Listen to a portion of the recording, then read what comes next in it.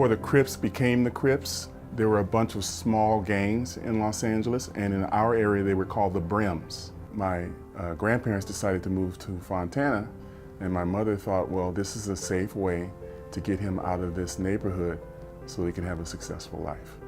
I think that decision that my mother made saved my life.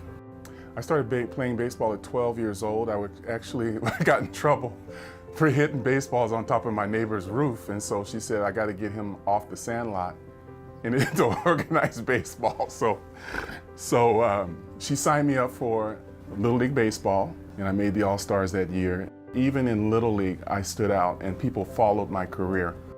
Well, I ended up at Chaffey because I loved architecture. Howard Lauder had come to several of my games, and I had noticed him. You know, he never talked to me until the season was over, and then he told me he would like me to come to Chaffey.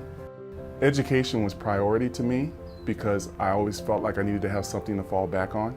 After I got released from the Twins, I went back to Cal Poly specifically for education.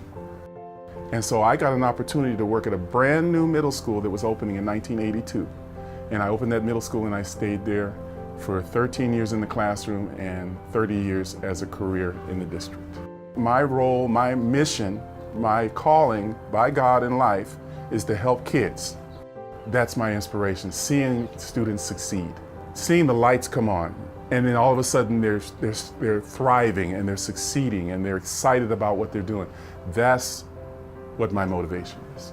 In education, you get delayed gratification. So 10 years, 15 years later, they're coming back thanking me, not so much for what I taught them in the classroom, but for what I modeled. And that's the most important thing.